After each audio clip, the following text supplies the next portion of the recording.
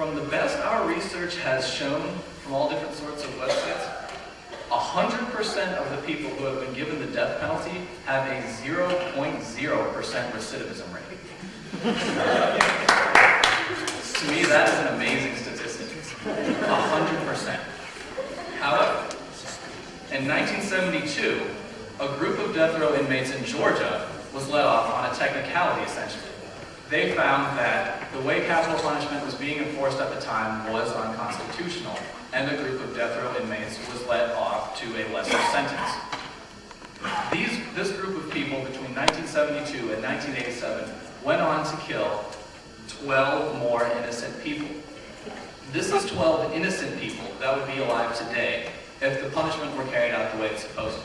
This, to me, goes beyond the fact that they argue that innocent people can be put to death because of the death penalty, which has never happened, which I'll get to later.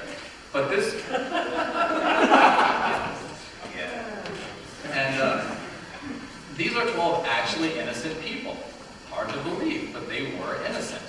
They had never committed a crime, they were never arrested for anything, they were innocent people. Another thing they brought up is racism, and how racist the death penalty is. How much it's not fair to black people or minorities, and how much it promotes white supremacy.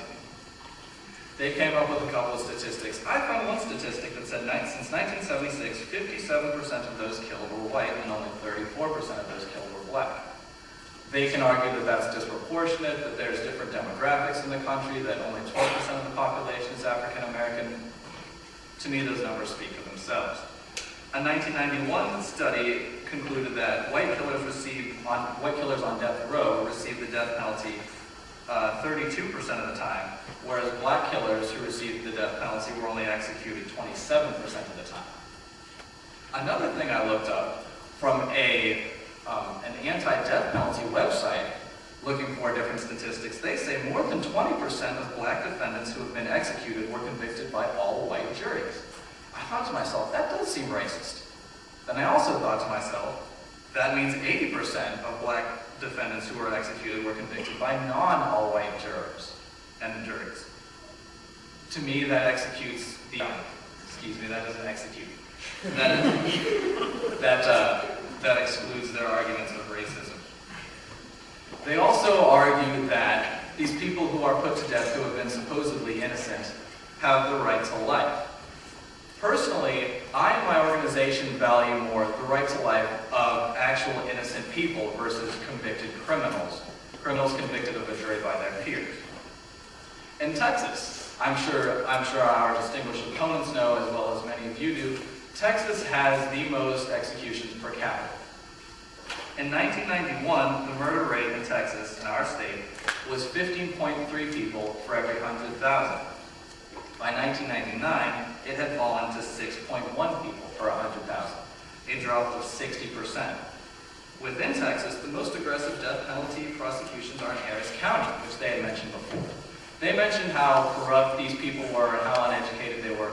What they forgot to mention was the fact that since 1982, the annual number of killings and murders in Harris County has gone down from 701 to 241, a 72% decrease.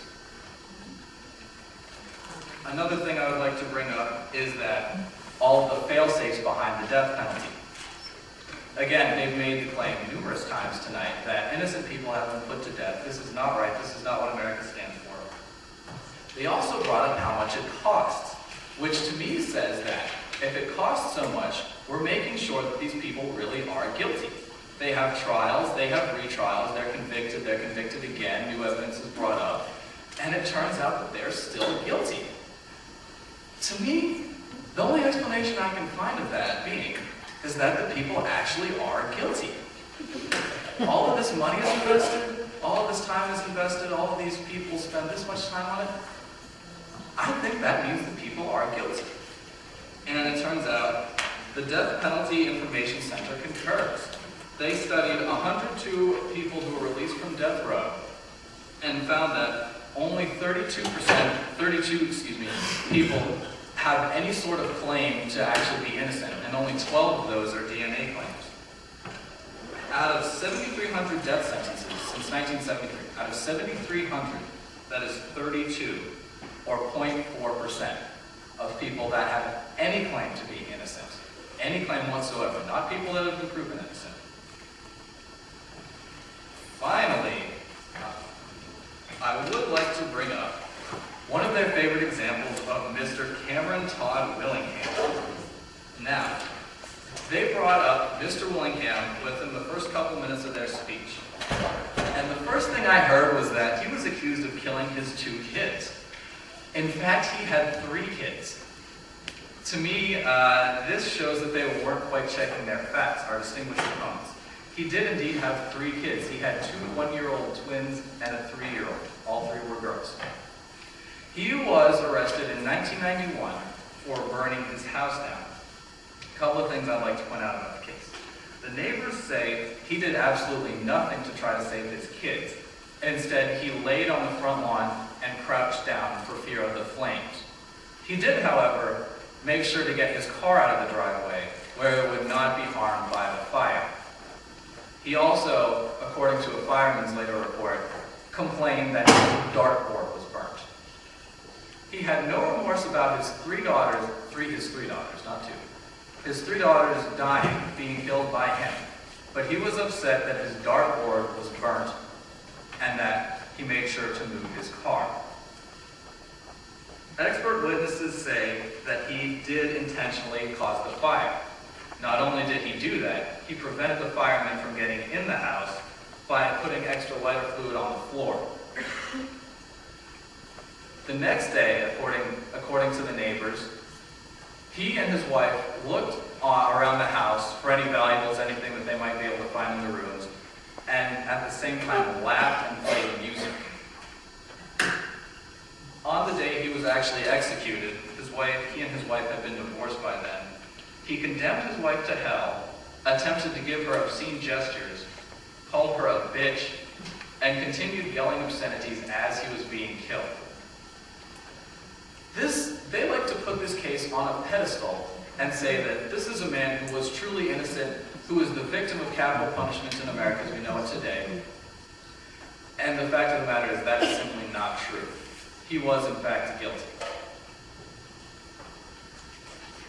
Some numbers I would like to bring up are that of the 3,314 convicted murderers on death row, 64.4% had a prior felony conviction at the time of the murder, 8.2% had a prior homicide conviction at the time of the murder, 26.7% were on probation or parole at the time of the murder, and 4.9% were incarcerated or had escaped from prison.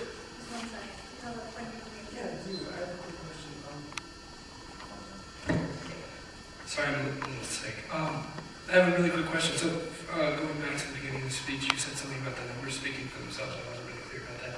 That made me past the point right now. I'm not sure how being an asshole automatically makes you a murderer. The point is that it's not that Cameron Todd Willingham was a nice or nasty guy, right?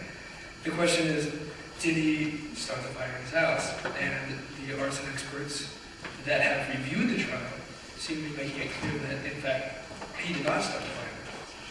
And it seems that if we're putting somebody to death on the basis of a crime that they actually committed instead of a crime that they didn't commit, that would be an important issue.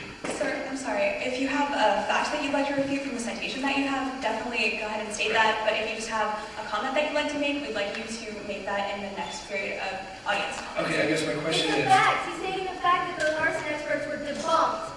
Thoroughly debunked. Right. We'd love to have you come up and state that in the next 10 minutes. Okay, my question is, and then I'll move on. My question is... Wait till your turn! I'm asking a question. Guys, if we could all just keep going, what we'd really love for you to do is come back up when we call for all the audience members. The point is, what sources are you citing? Like newspapers and things like that? I have my sources. They're right here. If you'd like to come and look at them, you can go to all the websites.